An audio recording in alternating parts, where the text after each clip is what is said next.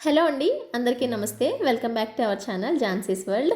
ఈరోజు ఎప్పుడు చేసేలా కాకుండా కొంచెం డిఫరెంట్గా అయితే కేక్స్ ప్రిపేర్ చేశాను. ఇవి బేక్ చేసిన కేక్స్ కాదండి, స్టీమ్ చేసిన కేక్స్ అనమాట. ఇవి కూడా చాలా టేస్టీగా ఉంటాయి. ఇంకా ప్రాసెస్లోకి వెళ్ళిపోతాము. ఫస్ట్ ఒక గిన్నె పెట్టుకొని దీంట్లో ఒక 1/2 లీటర్ వరకు వాటర్ యాడ్ చేసుకోండి. ఇక్కడ మనము స్టీమ్ కేక్స్ చేస్తున్నాం కదా, అందుకని చెప్పి వాటర్ యాడ్ చేసుకోవాలి. నెక్స్ట్ స్టీమ్ చేసుకోవడానికి మీ దగ్గర ఇలాంటి స్టాండ్ ఉంటే ఇది పెట్టుకోండి. మా దగ్గర ఇది లేదు అంటే కనుక ఇడ్లీ పాత్ర ఉంటుంది కదా, ఇడ్లీ పాత్ర తీసుకొని అందులో వాటర్ వేసుకొని, ఇడ్లీ పాత్రకు రేకులు ఉంటాయి కదా, అలా ఒక రేకు పెట్టేసుకొని మూత పెట్టేసుకొని లో ఫ్లేమ్లో ప్రీహీట్ చేసుకోండి.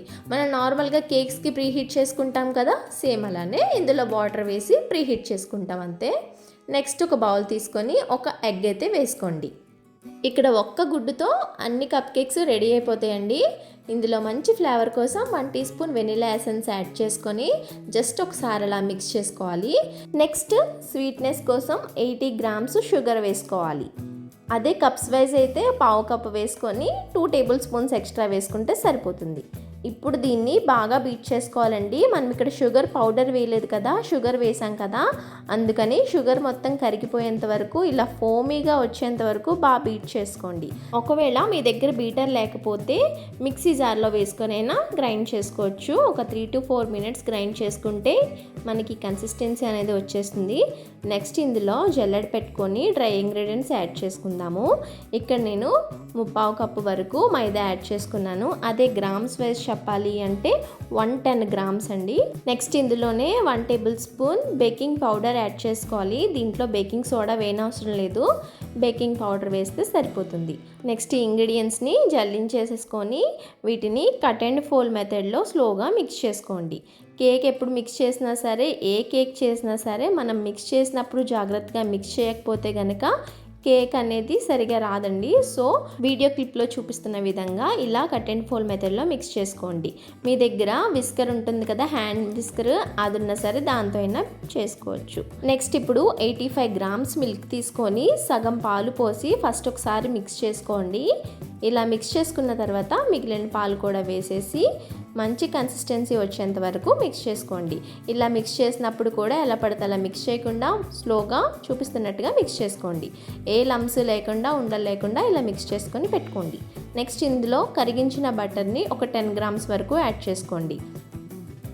మీరు ఈ బటర్ ప్లేస్లో నెయ్యినైనా ఆయిల్నైనా యూస్ చేసుకోవచ్చు. అదే కప్స్ వైజ్ చెప్పాలి అంటే 1/2 కప్పులో సగం అనమాట. ఇలా వేసుకొని దీన్ని కూడా 1 నిమిషం పాటు స్లోగా మిక్స్ చేసేసుకోండి.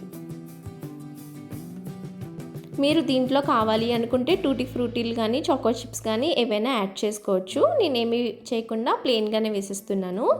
నేను ఇక్కడ కప్ కేక్స్ మౌల్డ్స్లో అయితే చేస్తున్నాను. ఇవి సిలికాన్వి. మీ దగ్గర కప్ కేక్ మౌల్డ్స్ లేకపోతే స్టీల్ బౌల్స్ ఉంటాయి కదా ఇంట్లో, వాటిలో అయినా చేసుకోవచ్చు.